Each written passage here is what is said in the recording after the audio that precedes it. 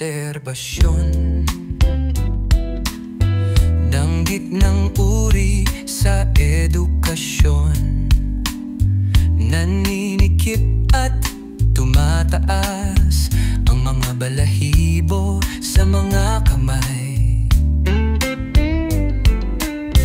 Walang silid aklatan ang mga paaralan, walang pampublikong silid aklatan, walang kantina sa loob ng eskwelahan, walang puledong kasilungan ang babae at lalaki, walang pampublikong kasilungan ang sindak niya.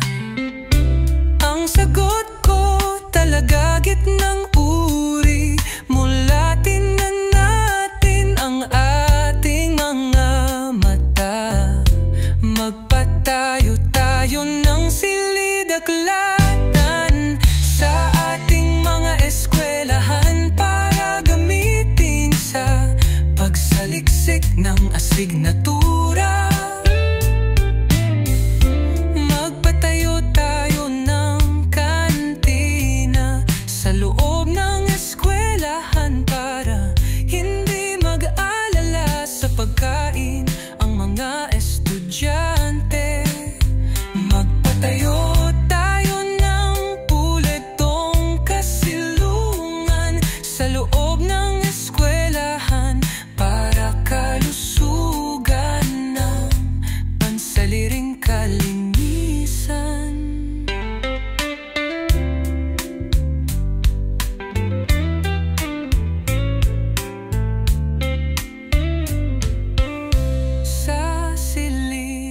Aklatan ang libreng koneksyon sa hangin at gagamitin sa pananaliksik ng mga paksa.